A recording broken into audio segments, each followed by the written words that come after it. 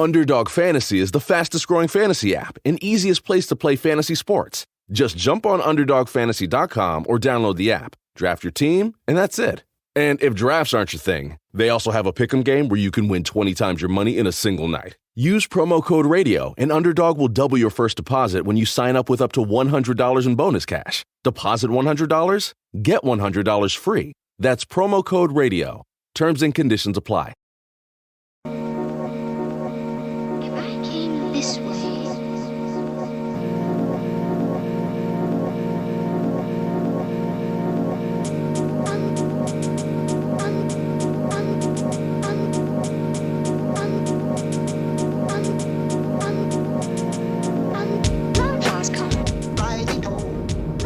Welcome to the Psychovertical podcast. It's me, Andy Kirkpatrick, back again. I'm still on the road. I'm getting towards the end of my tour. I think I've got two left to do. So I'm on my way to Christchurch, wherever that is. I thought it was in New Zealand, but apparently there's one here. And then I've got Bath, and then maybe I've got one more, Andover, unless I've already been to Andover. Maybe I've got 3 left. I don't really know. I just keep going on my website and seeing what it says, so I have no idea where I'm going. Looking forward to getting to the end of it. I think last time I did a tour, I did about 28 or something. So this one I've had a few more sort of gaps in between. How's it going? It's going well. There was definitely a bit of a divide between north and south. There's definitely a lot less people in the south, especially around London. I did a few Cheltenham. No, Cheltenham's not near London. Anyway, Cheltenham was good. So quite a lot of, like, last time I was on tour, I think last year, I don't think I've done like 7 tours. The last time I was on tour, I think it was like sold out, probably like 80% of the venues, and all the venues were pretty, were very good. So this time it's been a little bit strange, but yeah, some of them, I think I've had one where there was like probably less than 100 people. Where the last time I went there was like 400 people. So that's kind of strange. It's a bit like when I lived in Hull, I knew lots of people who were DJs, and the kind of indie music kind of DJs, and when they started, when nights didn't go very well and there wasn't many people, you're always sort of thinking like, oh well, people don't like going out on a Tuesday, or there was like, Indiana Jones was on the telly, or there'd be always some kind of, you could always trying to work out why things are the way they are. But when things went well, people never try and work out why they went well. You know what I mean? You just take it for granted when loads of people turn up, that they just turned up. But when loads of people don't turn up, you don't think about it. No, you think about it. That's all you do. You just think about it, but you don't question why people came in the first place. Is that survivor bias? I don't know. I like the idea of survivor bias, even though I don't really know what it is. But of course, like oh my god, that's a cool building. But of course, it's like COVID time, so that has a big effect on it. God, where's this? God, this looks like a cool place. Christ almighty, it looks like something out of like The Shining. Where am I? Let's have a look on the map. Dorchester, historic county town. God, I'd love to stop and have a wander around, but I can't be arsed, so I'll keep on going. It looks very cool though, Dorchester. It looks like some kind of like military town. Yeah, I bet it is. I bet it's some kind of built by Napoleon. No, not built by Napoleon. Built by Wellington or something like that. God, I've got to navigate around down a roundabout now. God, I've never been here before. And I won't be here this time either. No, I don't want to go to Dorchester. I'm trying to drive with one hand as I'm holding this stupid microphone. Oh my God! If anybody is listening to this who lives in Dorchester, it doesn't look like a real place. It looks like something else. It looks like it's just made like a film set. Anyway, I guess we're out, must be around sort of, are we near Salisbury Plain? And we're at the bottom end of Salisbury Plain, maybe that's why. All sorts of, if you ever go camping, I once camped up near Salisbury Plain, and like in the middle of the night there was like massive flares going off. It's like artillery over on the ranges or something, so it was kind of cool. Anyway, I digress. So I think maybe one factor is that people have, people have decided to, have just kind of got out of the habit of going out, and that's like a factor. So it's not directly related to I don't want to go out because I'll get COVID and die. It's more like I just can't be asked going out anymore. And quite a lot of the venues I was like starting really, really late because you're supposed to. At one point, the idea was to do like social distancing. So I was asked to do like two talks in one evening. So I'd have to do like 6:30 and then 8:30. So they scrapped the 6:30 and just did 8:30. But 8:30 is like way too late to be talking. Like even you won't go out to see a film at 8:30, would you, at night? So that's like a disaster. So it's like all this stuff. It's all in retrospect, it all makes perfect sense, but only in retrospect. So anyway, it is what it is. As I say in my slideshow about when your house bends down, it is what it is. Navigating another roundabout, one-handed. I wish I had an automatic. Oh God, better not crash. I shouldn't really be going round with one hand. Yes. So where have I been? I've been last night. I was in Exeter, which is actually quite nice. It's quite funny. Like I've not been getting good vibes about a lot of the cities of the UK. I must say, they all seem very. It's a bit like, when you've not seen like an ex-girlfriend or somebody, your childhood sweetheart. I probably told this story about she wasn't a childhood sweetheart, but she was like, I think she would have liked to have been when I was like a kid, and we were the same age. Her name was Heather. She lived on the same balcony as me. We didn't live on a balcony, but that's what you called it. Like, you're in a block of flats and you were on the same thing. Where I lived, the flats, they weren't like enclosed. So when you walked along, it was kind of open, if you know what I mean. Like you always see on those kind of, programs like Silent Witness and stuff. That kind of block of flats. A few years ago, I went to the service station to get some petrol when I was in Hull, and she was like working behind the counter. Like, I do apologise, Heather, if you're listening to this, but I doubt you are. God, she looked so old. She looked like I won't say she's like an old lady, but she did. But she looked so old, and I think that's the thing about working. If you're working class, you just get old very quickly. I don't know why it is. Lack of, too much shit food maybe. I don't know. Too much stress, too much anxiety and stuff. But yeah, she looks so old. But anyway, but a lot of the British cities have looked a bit like that to me. Coming back, just full of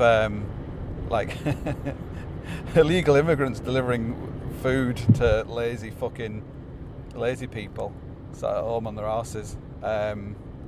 Just very, kind of very down at heel, basically. I've had to change my position of my recorder so I can use both hands, going lots of roundabouts. So what was I saying? So the UK, I guess it's all sorts of reasons for it, but I won't go into it. I won't go into my theories because it's. I had a few semi-chastising emails from people about mentioning the unmentionables, or not mentioning the unmentionables, but just mentioning them in a way which is unmentionable. So the C word and the B word.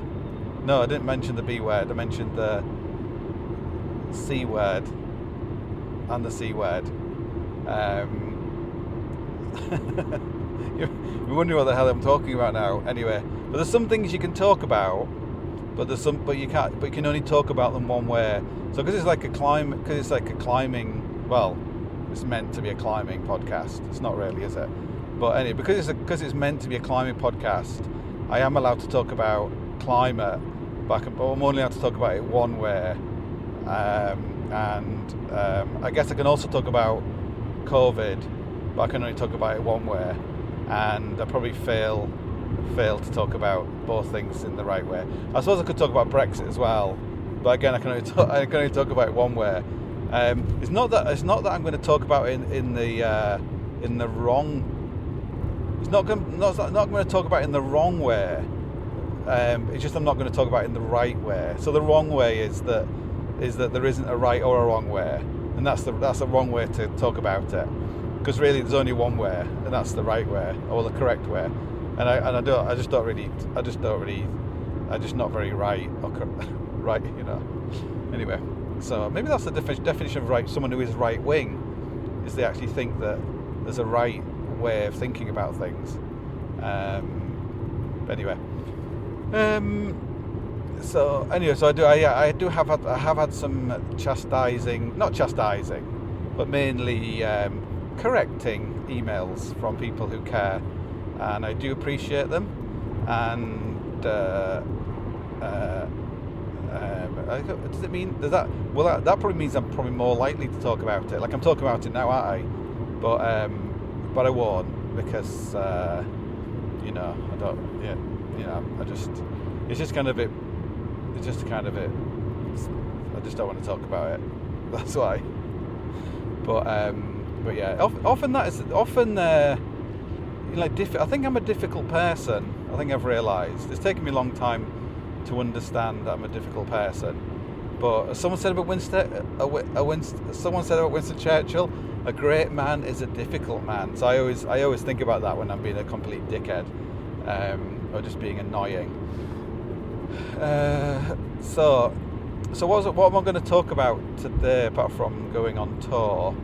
I think I should really talk about something actually that's got something to do with what I'm supposed to be talking about, which is kind of outdoory kind of stuff. Like there's a line in my talk, in my show, about hope is not a strategy. Oops, God. Sorry, my microphone's falling over. That hope is not a strategy. I don't know where it came from. I thought I'd invented it, but apparently I don't think I have. Someone came up and said it's like they'd seen someone else say the same thing. I have. It might not be self-generated. It might be actually borrowed from somewhere else.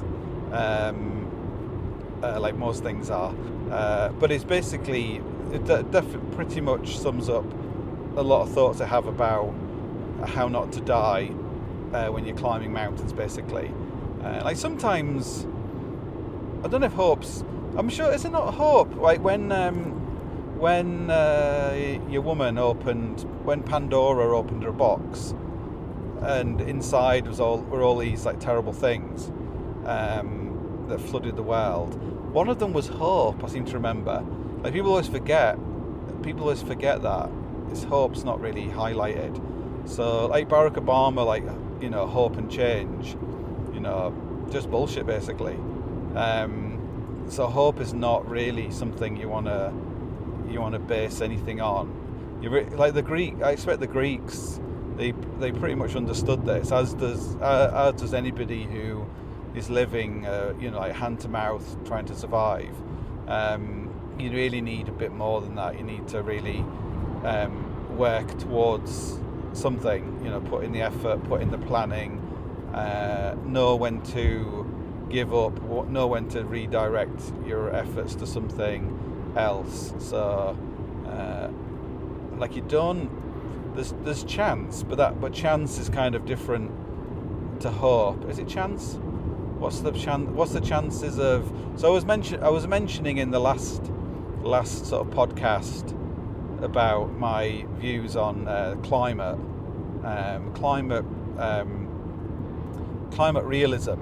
It made me think actually when I was in Kenya, you'd go and you would see, but you're in Kenya and then you come back and you see some sort of BBC documentary with some, like ex-person who used to be a celebrity.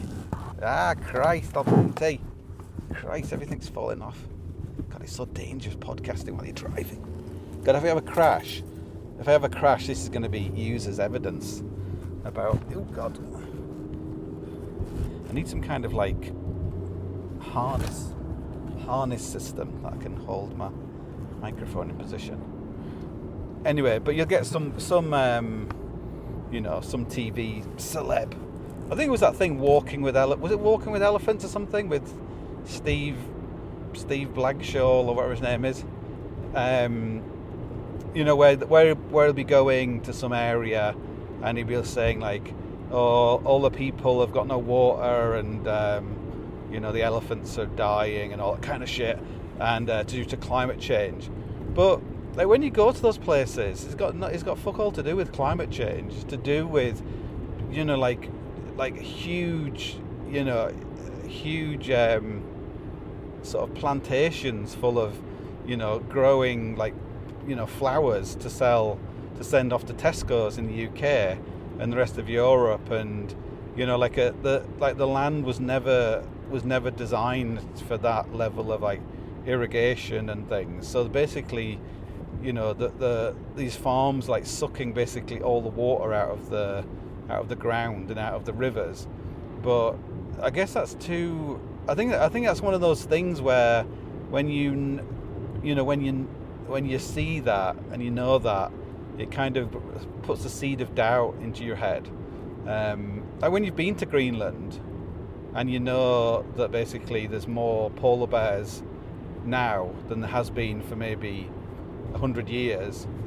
People don't know that, so they think if they see like a polar bear, because I often make a joke that when I went to Greenland we didn't have a rifle because it's supposed to be like environmentally friendly, and we didn't want to kill any polar bears. And as soon as you arrive there in the airport, there was like massive polar bear sort of pelts like up on the wall of the airport that were shot a few years before like on the, and I'm telling you, like a fucking polar bear is massive. It's like the size of if you skinned a small car, that's what it would look like if you put it on the wall. So anyway, if you're in a place where there's polar bears, and polar bears aren't that averse to like eating people, especially environmentally friendly people, then you just got your fingers crossed they've all died of global warming where you are. But they haven't. There's like loads of them. So yeah. So that maybe that comment is something which may offend some people, because some people really want or need all the polar bears to be dying or being close to extinct, and the fact they're not, and the fact that's the way you feel, is perhaps something worth questioning in your head. Like I'm not a climate denier by saying that there's more polar bears now than there's ever been, but if you're upset by that comment, you might be denying something much more important. So what that is, I do not know, and I do not wish to think about it. So what was my point? So often you're making a program about elephants and you just throwing in about climate change is the reason why there's no water, rather than actually having an in-depth like documentary about not only are we kind of basically sucking all the resources out of these countries, all the so we have nice flowers to give to our wives, and our wives could give to us, I guess. Don't want them though. That's actually a more like interesting documentary, really, rather than this kind of very like primary school-esque thing. It's just lazy reporting. You could say the same about basically strip mining all these African countries like South Africa of all its like nurses and doctors and stuff, because we don't train enough. Even though you've got like 64 million people in the UK now, but we can't train enough nurses and stuff. That would make a very interesting program, like what's gone on with the education system that we have to steal all these people. Like why are the villages in Latvia where there's like no young people anymore, like stuff like that. It'd be interesting to really get to grips with it. But anyway, it's just easy to say climate change. That's why we got all these nurses here, because climate change. The classic was when I was in South Africa. There was a big thing about years. It was like, was it year zero or something? When Cape Town would run out of water, and it was to do with climate change. But it wasn't really to do with climate change. It was to do with like a massive expansion of Cape Town, but with no corresponding improvement in infrastructure and reservoirs and all that. Like the climate is forever warming and cooling, and you have more rain and less rain, and it's very cyclical, and the climate in general is changing. The Earth is doing something, as it always is. But that isn't really the issue. The issue is, don't just fucking say it's climate change and let fucking wankers who have not invested any money in infrastructure to get away with it. They said it was to do with. They actually said when I was in South Africa that the lack of water was to do with apartheid. The apartheid regime built its reservoirs too large. I never understood what that argument was about. But anyway, I'm just saying though that, like, don't allow what is an honest concern for the environment and all living things to allow fucking people to fuck you around and tell you something which isn't true. So because that is the way that you're really gonna end up with some really, really bad outcomes for everyone and everything. But that's nothing. I would say nothing is about what you think it's about anymore. So the lockdowns are not about health. Environmental policy is not about the environment. Education policy is not about teaching children. It's like nothing is what you think it is. So, but what it is, I don't really wish to dwell on, because I don't really know. But it's not what we think. So, anyway, don't want to be negative. You must rise above these things, because basically you're right, it's not in your control. Prime ministers and these people, it's not in their control either, because they don't really control anything. They're just reacting to things beyond their control, which are in the control of other people. The Jews. It's the Jews. No, it's not the Jews. But there's anyway. I don't want to be sound like some sort of crazy person. But it is basically beyond your control, so don't worry about it. And don't kind of imagine you can all get together. You can all kind of agree that there's something going on. You can all get together and fight it in some sort of V for Vendetta style, because that won't happen either. Oh Christ! Someone's trying to run me off the road because I'm talking about the truth. Oh, another roundabout. I'm going manual. I'm not literally going manual, which is a euphemism for masturbation. I'm actually just trying to use one spare hand. Right, London. Right, so I'm back on. Yeah, someone was like driving along, like flashing a massive white light in my eyes, like Princess Diana. But they're not going to get me. I'll get myself. So I do appreciate the emails. I do appreciate them. I do think I do give a great deal of thought to my thoughts. I do have like a fail-safe system that's like running in my head all the time, that's checking to make sure I don't go insane. You know, or you know, I think maybe we've had this conversation before. Is like radicalism. It's very common these days. Like a lot of people are very radical. They're being radicalized. Like I've been radicalized in the past, but it's not. It's like a radicalization is like a process, but you it's not like an end state. Well, it is unless if you like strap a lot of bombs to yourself and blow yourself up in a BP garage to save the planet. Like that is kind of an end state. But and we will have like full on, you know, IRA style armed terrorists fighting for the environment and all that kind of stuff. I think within the next 10 years. But yeah, so radicalization is like a process, and often you can because you're at the big, because you kind of it's a bit like, you know, religion. When people, you know, find religion, you know, basically something is happening in their life, or somebody gives them an answer that explains why things are the way they are, or why you're poor, or, you know, whatever, and you sort of season that thing, and it becomes this amazing thing in your life, like, oh, I've seen the light, you know, I know the way, all that kind of stuff. So I would say like a classic example of this would be, you know, one of the most hated people in the UK is like Tommy Robinson. You don't really hear of him anymore because he's kind of like a non-person.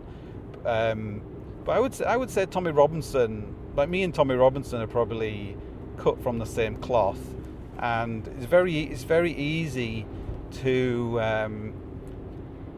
sort of focus your you know, to blame, like, you know, blame some, you know, it's the most obvious thing to blame is often not the thing.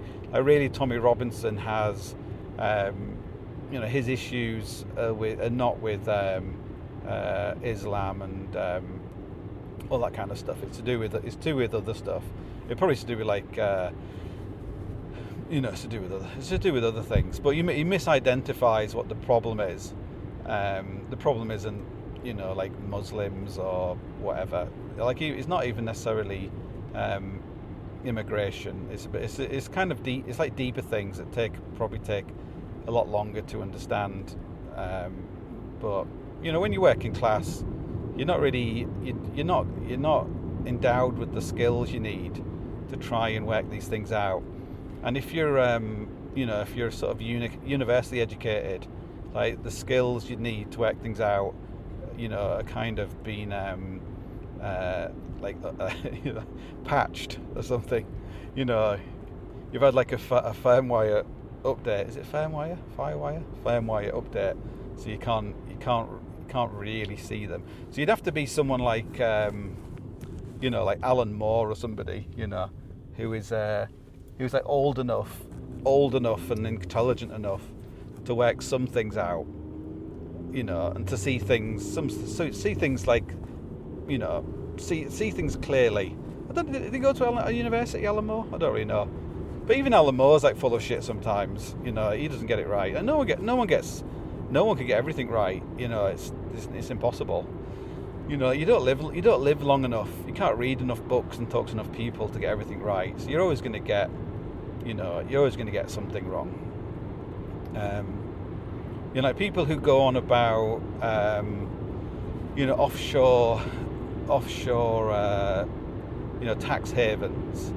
You know, you could. I personally think there are many things in our kind of societies which are the opposite of a tax haven. You know, like, so a good example is an art gallery. Like, an art gallery isn't there in order to it's nothing to do with art or like showing art or supporting art. It's just a vehicle to kind of ingest taxpayer money, which is probably far more wasteful than someone keeping the money they earn themselves. You know, because they're not stealing it. You know, you don't steal the tax you don't pay. It is kind of yours really, but you do steal the tax from everybody else when you just got when you got a shit art gallery that is just is propped up. It doesn't actually do any real. It's not like a show start centre. It's just a shit art gallery, and it's just there, to sort of extract money. And that goes for so many things. So I think you really have to identify. I guess I think if you don't know if you don't know the other side, you don't know anything basically. So you really have to to have a view on tax policy and why people put their money offshore and all that kind of stuff and various things. Like, tax is a funny thing that people like to talk about. I always make this joke that I moved to Ireland to pay less tax. No, I moved to Ireland for tax reasons, but I actually pay more tax in Ireland. In Ireland, if you make over 34,000 euros, you have to pay like 40% tax, which I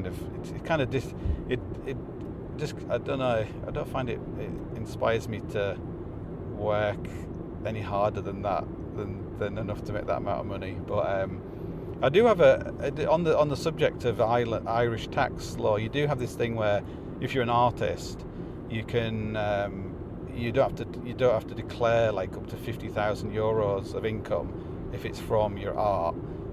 So if you're a writer, if you're writing stuff that could be defined as artistic writing, so creative writing, or if you're a musician, painter, then you can you don't have to. So that would make a massive difference to a lot of artists, because a lot of artists don't really make any money, and they really never make any money for their whole of their lives. They're just like living by, they've got a lot of talent, but they never really they're never really paid for it. So maybe people think that's unfair, but it's kind of how, I think the Irish maybe appreciate, that kind of thing more. Anyway, I have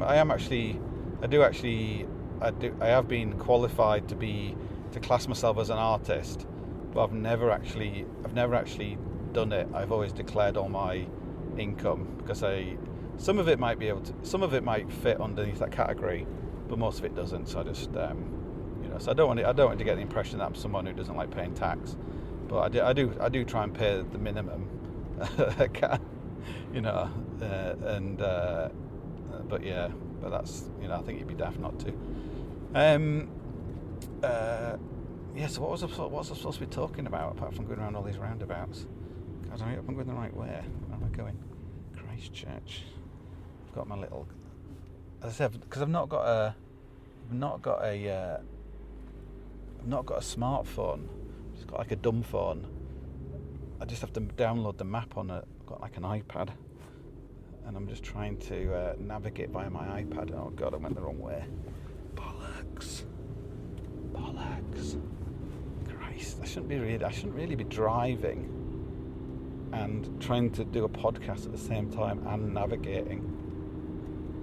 I once met somebody. He was in Northern Ireland. He was in some kind of secret squirrel kind of Northern Ireland thing, and you had to drive around. By yourself. You had to hold a map you had to hold a map in your hand on your steering wheel, and then the other hand was like on your gear stick, and you had to be able to drive like super fast while chasing after baddies. And I think you were all by yourself as well. I always think about that, like the ability to drive, look at a map, navigate, and watch out for getting shot and stuff is a good skill. It's probably a loss. I guess now you just have a GPS. Turn left at the Republican Sinn Féin offices and all that kind of stuff. My brother, because he was when he first joined the Air Force, he went over to, he was a movements something, air movements operator, whatever it is, and I think that just meant he was like a taxi driver. I think he just drive a car around, and he was over in Northern Ireland, so he had to do all the kind of escape and evasion kind of stuff in a car, like how to do a handbrake turn, and how to, if a car is trying to knock you off the road, like how you have to position your car to knock them off the road instead, and how to fire a gun through a windscreen. Apparently, you have to fire twice. That's the trick. 2 bullets. That's the trick. Because there was a really famous horrible thing. If you Google it, was when the two British soldiers got kind of stuck in a funeral in Belfast, and they were kind of surrounded. I think the mourners. It was a funeral for someone who was shot in Gibraltar by the SAS. I think it was they thought maybe they were like Republicans or something. Not Republicans. They were nationalists. Is that right? Were the nationalists? Anyway, the UDA, whatever it was. Anyway, so they were armed, but one of the guys, his like gun went off inside the car and like basically disabled the car. It went into the engine, disabled the car, and they both got pulled out and both got killed, like kind of live on television. God, them were the days. Yeah, someone was asking me the other day about going up to Northern Ireland and what's it like. And it's interesting. As soon as you go over the border, there's like a really different atmosphere. You go past all these places. If you're going climbing in the Mourne Mountains, which are really well worth going to visit, the Mourne Mountains. That's where they filmed a lot of Game of Thrones, by the way. But there's also like a really, really fantastic climbing there. Yeah, the Mourne. You go past all these like famous places where there was like bombings and stuff. What's the famous? I can't remember his name. The famous one was where there was. I think it was the day that Mountbatten was blown up. I think was he blown up in Ireland, not in Northern Ireland? I can't remember. Anyway, the day he was blown up, there was a lorry full of paras, and they were going along, and there was a bomb, and the bomb went off, and then that killed like quite a few of them, and then the rest of the paras turned up to assist them, and they set up like a command center next to this building. Anyway, there was another bomb in that building as well, because he knew that's what would happen, and that went off, and that killed a load more of them. I can't remember. It was like a lot of people got killed. There was a really good documentary about it, and there was a guy who was a photographer. He was like a news photographer, and he turned up, and he was just taking a photograph when the bomb went off, the second bomb, and he never processed the film because it was so the experience was so profoundly horrific. He never processed the film. So in this documentary, he actually processed the film, and it just showed. I think it did have like a shot of like he just caught it just as the bomb was going off. But it was I've read a few things about like people finding just like like a pair of boots just standing up with like the person was just like blown to bits and things. But yeah, bloody horrific. So. But you do feel it's very different. And some of the areas where you go, where like you've got all the murals and all that kind of stuff, but you've also got in some areas like a lot of Union Jacks, and you've got a lot of the pavements are painted, like the flagstones are painted all these different colours, and yeah, it's worth visiting before it. Maybe it'll eventually your island will like become like. It'll be like unified. It'll just be one country again. Although I think probably it never. It's like a lot of these things to do with history. I don't think it ever really was one country anywhere. It was a little bit like most European countries. It was more like Afghanistan, and it was like a series. Oh Christ Almighty! It was like a series of small sort of fiefdoms and clanships and all that kind of stuff. So it was like Germany, like Italy was the same, Britain was the same. Basically you employ violence to violence and marriage and things to make like a unified whole. And then once you've got a unified whole, then you can start fucking attacking attacking the other ones around you and try and make them unified. So, the idea of like the modern, of countries is actually, it's very modern. If you look at the, it's I don't know what, I guess like I was having this conversation tonight actually with a Turkish kebab man. He was Turkish. The other kebab guy, they're very interesting kebab people. They're always from Turkey for some reason. Anyway, he was a Kurd, but they seem to get on well. He was talking about the British Empire and so I was talking about why British people hate themselves. Well, not British people. Welsh people don't hate themselves. Well, they should. No, the lost tribe of Israel. Welsh people don't hate themselves. Scottish people don't hate themselves. English people living in Scotland hate themselves. No, English people living in Scotland hate English people more than Scottish people hate English people. Like, I think Scottish people don't really care. They don't really care about Scottish independence, but English people living in Scotland, they really care because they just want to get out from under the heel of their own kind, basically. So yeah, that's so funny. No, but English people are the only people in the world who absolutely detest themselves, who are just, like the self-hating Jew. It's like the self-hating English person. It's very, very odd. Like, do you know when rightly so, I think we mix up nationalism with like jingoism and, racism and fascism and all these isms.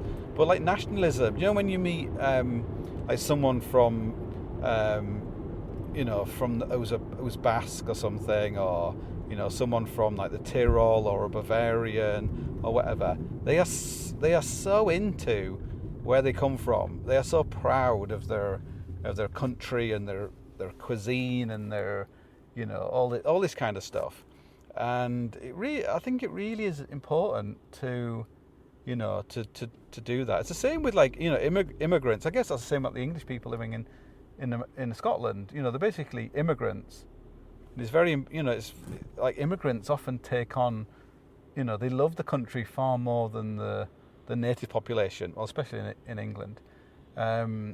Maybe that's a real thing that's like missing from. People look so down at heel and so depressed. Like at least if you kind of really love the place you live, it gives you something to hold on to, really. Your tribe. If you don't feel like you're part of a tribe, you don't really belong. You're nothing really. You're just a slave or something. So it's I can't remember what was my point. Blah blah blah. Oh yeah, so I was saying about the Turkish guys are basically agreeing with me. Like English people, they have no like love of their country, and they have no love of their they have no they put it down to because they have no religion, which is probably true.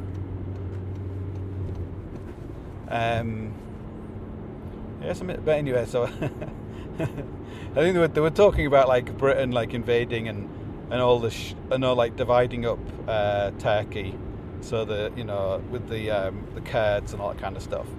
But then I was like, well, remember the Ottomans? They fucking invaded a large portion of the earth, like Egypt and all this kind of stuff, and it was basically the Sykes-Picot. Is it Sykes-Picot? When they sort of divided up all these Middle Eastern countries, it was a result that the Turks or the Ottomans had invaded all these countries in the first place, and then allowed their empire, to collapse. So it's like all these things. It's like what was it like?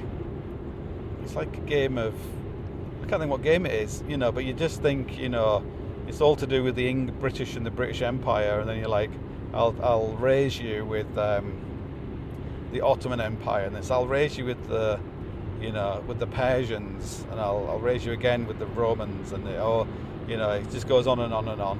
What is it? History is one is one bloody thing after the other, or history is one fucking thing after another, fucking bloody thing after another. So yeah. But anyway, you can have some quite good conversations with people who work in kebab places. You shouldn't really view them as just like kebab robots, who basically like vampires. They only come out late at night and then make kebabs for drunk people. Same with taxi drivers. They're really taxi drivers are really into conspiracy theorists. I think maybe because a lot of them are sort of there are certain groups in society I think go more into conspiracy theories. Like I don't think Chinese people or Koreans or Japanese people do conspiracy theories, but there's lots of other people do. But they're good though. Conspiracy theories, they're a kind of bit like religion. Like they help to explain things in a way that's helpful but not true. So I'm really waffling. I was actually going to talk about something else, but I've like waffled on for so long. Let's have a look on my recorder how long I've been waffling. My eyesight's still too bad. I can't see it. Can't see anything. Oop, hold on.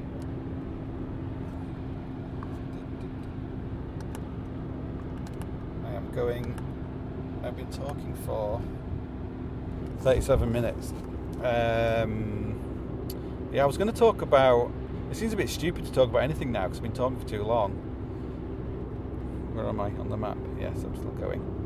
I was gonna talk about failure. Not failure. I'm sure I've talked about that before. I was talking. Well, yes. Did I start talking about hope is not an option? Like mistakes. That was what I was going to talk about, like stupid mistakes. Hope. Yeah.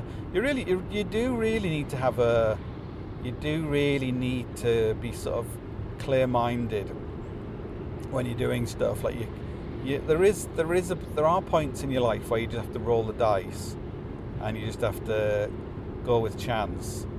But you really want to like limit those times to a minimum. Oh, Christchurch. You need to like really minimize them. Oh, there's a castle here apparently, and a quay. Is a quay? Is that just like a harbour? Yeah. You don't want to live your life. There's enough things in your life that are like like chance and luck plays a part, but you need to kind of minimise them. So if you have an objective or like an outcome you're aiming for, you really want to maximise your chances. Like a classic thing is this idea of like Russian roulette. Well, instead of having a pistol with 5 or 6 chambers, what's the chance? What's the increased? Is it 1 in 5 then? If you've got because most revolvers have 6 chambers, but some have 5. Some maybe have 1. Maybe if you have a double barrel shotgun and you just put like 1 bullet in 1 chamber. Anyway, I'm not good at maths. I want to work it out. Would it be 1 in 5 or 1 in 6? Anyway, I'm near Bournemouth apparently. That's interesting. But so instead, imagine you have a pistol that's got like 1,000 chambers, and so you could think of it in an opposite way. So the outcome you want is to shoot yourself in the head, or maybe say that's too negative. Say you have a very unwieldy pistol that's got like 100 chambers in it, and you've been told you have to have a duel with Scaramanga on his desert island. Like how many bullets do you get for your duel? Like if you only get the 1, you got 1 in 1,000 chance of you've already got he'll give you 1 shot, Scaramanga, because he's that kind of guy, isn't he? He'll just give you 1 shot, and You got 1 in 1,000 chance of like that of you bullet in the right chamber. But like, what can you do? What can you do to improve your chances? Like, can you earn some more? Can you mine some more bullets to go in there? So if you want to climb El Cap, you can just rock up, and you've got like maybe for every 100 people, for every 1,000 people who want to climb El Cap, maybe 100 get to Yosemite, and maybe of that 100, maybe 30 start climbing, and of that 30, maybe 5 get to the top. Maybe 15 get 5 pitches up, and then but only maybe another 5 get halfway up. Then but maybe only 15 or 10 get to the top out of 1,000 people. So what can you do to improve your odds on something like that? You need to, if you're just turning up with just with the ambition, that can work. It does work, but the more you kind of nail, everything you can, that's going to improve your chances. And a lot of that is being by training you foresee the errors and problems that'll arise. So when they arise on the actual in the event of what you're training for, you've already experienced them and found a way of overcoming them. So a good example is if you're Jumaring up the fixed ropes up to Heart Ledge, and you jam your Jumar like really tight up against the knot, and then you suddenly find you can't release the Jumar from the rope, and you waste like 20 minutes, and you get exasperated, and you freak out, and you think, how can I do this? And your mate's like, oh, let's not do this. Like, you can't even Jumar up a rope. If you've already done that before, in the right, if you already made that mistake, then while practicing at a climbing wall, that you won't make that mistake again. And just this, there's like hundreds and hundreds of little tiny things that you'd experience in just learning to Jumar effectively. Give yourself like 6 months to train. Same with alpine climbing. Give yourself 6 months to get as fit enough and get your gear together, and do a few little practice, go up on like triffin and bivvy on a ledge, and everything you do is basically the opposite of hope. What's it, hope and change? I guess it's not. Yes, it's not the change. The hope is not what you want. But is the change. Like, you are changing. You are like improving your skill set as a climber. Like a lot of climbers don't know how to Jumar, and they also don't know how to haul. And they've read a book, so they think they do, but they don't, because it's very, very complex. It's a bit like riding a bike, as in, you can ride your bike, but you want to ride it well. It actually requires a lot of skill, and training, and understanding like the biomechanics, of how you place your feet, and the position of the size of the frame, and all that kind of stuff. So you could cycle around the world on one of those folding bikes, but it wouldn't be much fun. And the same way you can like climb up, you can Jumar up El Cap, with a Grigri and a Jumar, but it won't be that much fun. And so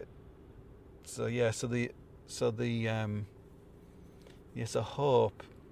I think maybe it's about when you, again, like, go back to Pandora's box, when you realise it's about hope, that there's hope in your heart.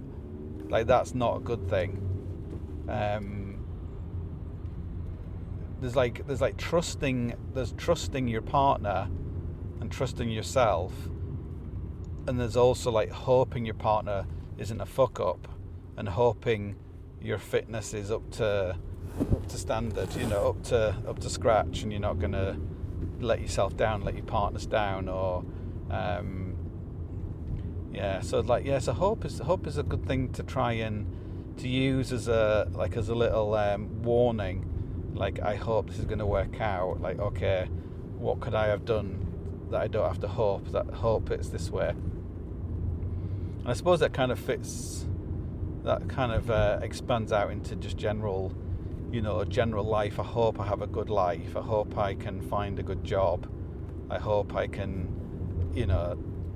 do X and Y. But hope isn't gonna do it, because it basically it endows you with something that you don't, that everyone can get for free. Everyone can hope this'll happen.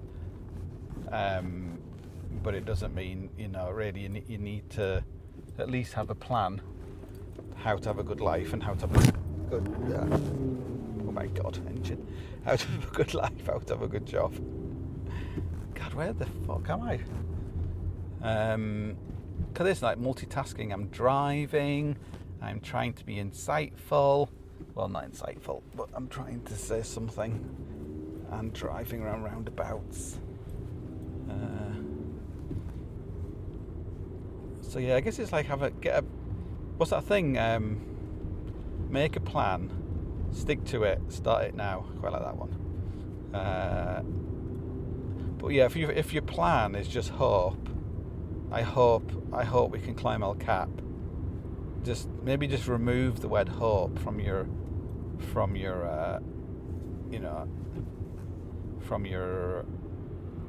vocabulary, and just come up with like practical solutions. What was it, like Napoleon said he liked lucky generals, but look what happened to Napoleon. Yeah, but there's always like it. There's like Lex Friedman's podcast. I've said this before. In Lex Friedman's podcast, he was talking to the judo guy, and he said that judo is like a combat sport, so it means that no matter how good you are, you can be defeated because you're competing against another human being. And climbing is kind of a combat sport. Apart from you're fighting against, well, you're kind of fighting against yourself, but you're also fighting against like nature and the mountain and everything else. And you're generally picking an opponent who can easily defeat you. That's the nature of trying to do things which are hard. If they were easy, that would be easy. So, you probably wouldn't even bother. So if you're going into the ring in judo, you're not thinking, I hope I beat him, I hope I beat this person. You have to really have a high degree of certainty that you've done everything you can to do it. So that's the same if you want to go and, if your dream is to climb El Cap, if your dream is to climb, the Mittelege Ridge on the Eiger or whatever, it's important to give as much aid to yourself as you can. Like, you can't become a master, but you can master as much as you can, basically. A half master, an amateur. What's that thing? If once you know what you don't know, then at least you know something. So that's the story of my life. Yeah, I do know. I think more than any time in my life, I'm much more aware of all the stuff I don't really understand than I did. Because a lot of the times, in the past, I didn't even understand what I didn't understand. I didn't understand what couldn't be understood. I didn't even know it existed. I thought I understood everything. Well, not understood it, but I think I thought I knew what was going on. But increasingly, I realise I don't know what's going on, and I definitely, because I know what's going on, I definitely know that the majority of people have no idea what's not going on. So on those wide worlds, I think I'm here now. I think I'm in the town centre of Christchurch. You may hear this podcast before I even got on the stage. I am going to try and record one of these shows, the last shows, probably the last one, because then I'll have my work, I'll have it all sort of sorted out. I'll record it, and then you can listen to it. I'll put it on the podcast so you can listen. I was going to try and film it, but it's too much hassle to do that. Okay, sorry for waffling. It's hard to focus when you're driving. So yes, that was just a load of old waffle. I apologise if anything I said is upsetting or disappointing or anything like that. It's just it's good to. I spend my whole life listening to podcasts and stuff where I kind of feel bristled by what someone is saying, but I always try and stick with it because you just got to take that kind of Christian attitude and just be forgiving of people. Just because they don't say the stuff you'd like them to say, it doesn't mean they're not saying something you should listen to. Right, okay, last roundabout. Okay, goodbye.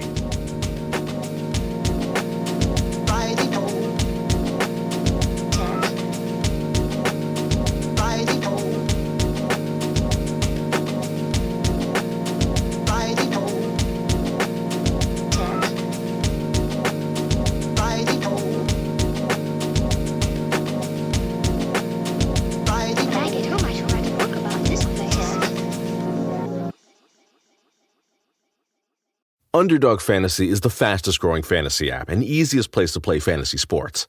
Play season-long best ball, fantasy drafts where you only focus on the most fun part of fantasy, drafting your team. Just jump on UnderdogFantasy.com or download the app, draft your team, and that's it. Underdog handles the rest for you. No waivers, trades, or setting your lineups each week. And if drafts aren't your thing, they also have a pick'em game where you can win 20 times your money in a single night. Use promo code RADIO, and Underdog will double your first deposit when you sign up with up to $100 in bonus cash. Deposit $100, get $100 free.